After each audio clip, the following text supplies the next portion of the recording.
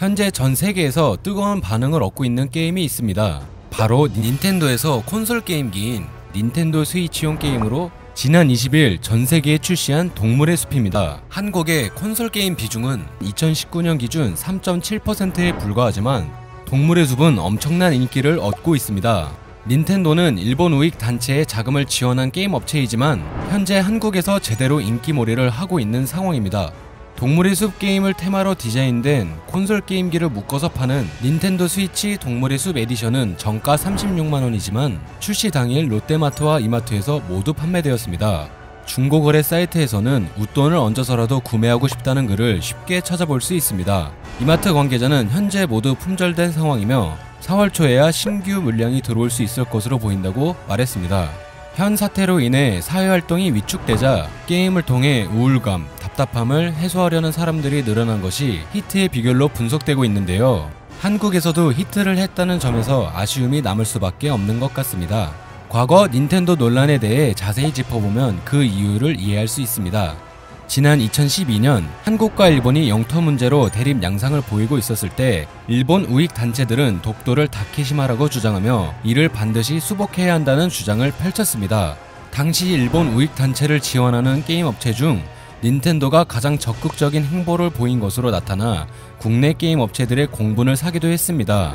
정확한 규모는 알려지지 않았지만 상당한 협찬금을 우익 단체에 제공하고 있는 것으로 파악되었죠. 닌텐도는 독도의 다케시마 명칭 수복과 중고교과서 개정 등을 주도하는 우익단체의 물적 지원 및 토대를 마련해 주었던 것인데요.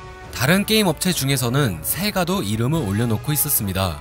당시 한국의 업계 관계자는 닌텐도의 우파적 기질이 과거에도 종종 문제가 되었다고 말하며 닌텐도 주요 게임들의 내용을 살펴보면 군국주의 일본을 찬양하는 내용을 게임 내에 교묘하게 장치하는 경우가 많다고 지적했습니다. 당시 이러한 내용은 한국 내에 논란이 되었고 2013년 3.1절이 다가오며 한국인들의 반일 감정은 더욱 고조되었습니다. 자연스레 일본 제품 불매운동 분위기가 생겨나기 시작했는데요. 이를 의식한 것인지 닌텐도는 논란이 일고 나서 시간이 꽤나 흐른 후였지만 그제서야 입장을 내놓았습니다. 이러한 움직임은 SNS에 일본 우익단체 후원 브랜드 명단이 퍼지며 리스트에 있는 해당 브랜드를 이용하지 말자는 운동 분위기가 생겨났기 때문인 것으로 추측되었는데요. 닌텐도는 이러한 한국 소비자들의 반응에 자신들은 우익단체에 후원한 사실이 없다며 논란이 된 내용은 사실과 다르다는 입장을 밝혔습니다.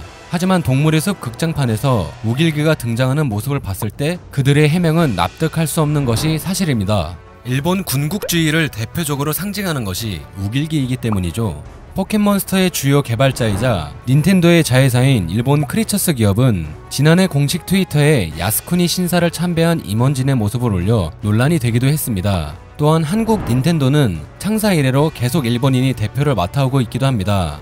한국에서 전해진 완판 소식에 일본 네티즌들은 노후 재팬은 어떻게 됐어? 구입하려고 행렬까지 만든 한국인들이라며 조롱과 같은 의견을 남겼습니다.